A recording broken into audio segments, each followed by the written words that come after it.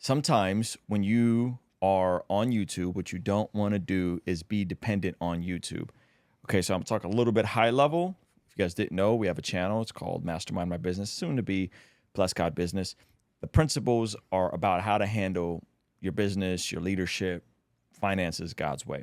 And here's what we're trying to do in real time. Before we get into that, guys, my name is Ruslan, and this channel exists to encourage you to mastermind your business the master's way. May not be subscribed yet, so if you aren't, please hit that subscribe button. All right, now let's get into the video. Okay, this is a win-win-win for all you guys that think like business is bad. Here's the win-win-win. So we have our prayer journal. Yep. Our most popular item, solves a lot of people's problems in terms of consistent devotional, premium moleskin, custom prompts, what I've been using for 2 decades of following Jesus kept me consistent.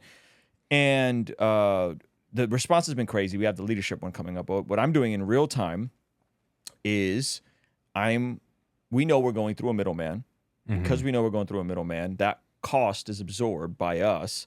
And so our margins aren't where they could be. And that also isn't priced as competitively as we could price it. So in real time, I'm working on cleaning up our supply chain so that we can be more in control and go direct to who's building the journals for us. Yeah. It's a premium item.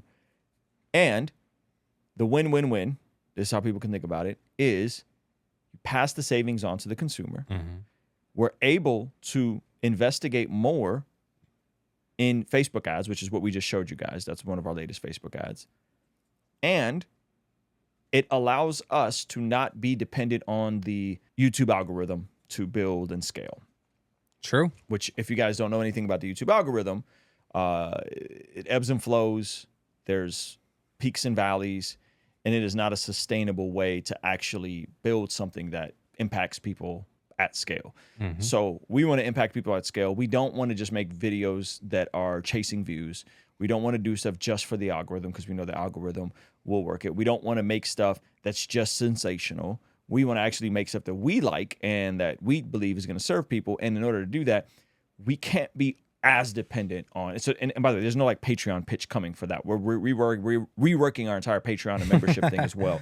So as we are adjusting this, I want to keep you guys in the loop so that you guys understand what we're doing. So like when we have merch drops, when we are working through our prayer journal launches, we're working on our leadership journal, we're really trying to think about everybody involved in that. If we can get the prices down, and this is priced closer to like regular moleskin, you can like walk into Staples and get, right? Which is going to be very difficult to get it that low. But if we could price our prayer journals lower, we could really build an entire business in the lion's share of what we generate to pay everyone's health insurance and salaries, to have it be primarily dependent on prayer journal sales and live events and memberships. And then that way we're not as dependent on needing to like have this crazy output of videos that need to go viral. And that I think people don't understand, right? So it's like, why are you guys selling merch, right? Like whatever. And that stuff is, I understand, because if they're like, oh, this is a ministry and they're trying to build a ministry, they're a church. Yeah. I understand that we're not a church. We're not a ministry. We make media and we make products to help people in their pursuit of living a life that blesses God. That's the point of what we're doing. So I wanted to loop you guys in, like there's intentional things being done on our end to clean up our supply chain issues so that we could pass the savings on to the consumer and scale Facebook ads and not be dependent on YouTube. And that's actually, surprisingly, you guys don't know this, that is what Apple has done historically. So they announced their new ChatGPT integration into iOS 18. Elon Musk is flipping out. He's saying he's going to remove everybody from carrying iPhones at all of his companies. They're going to have to check him because he feels like it's a security threat. Really? With AI? With AI. So it's like a big deal. So this is like, he doesn't think it should be integrated into iOS 14. It's already integrated in Google. So I don't know what he's tripping about. If you go Google and you ask a question, there's already AI integrated in Google. He's pretty worried about security threats with AI. Okay. Yeah. But here's something to think about. When Apple took in their own chips and they got off of Intel, they took in their own chips. They developed the M1 chip. I think they're on the M3 or the M4 chip now. That reduced the price of their computers and increase the quality of their entry-level computers. Wow.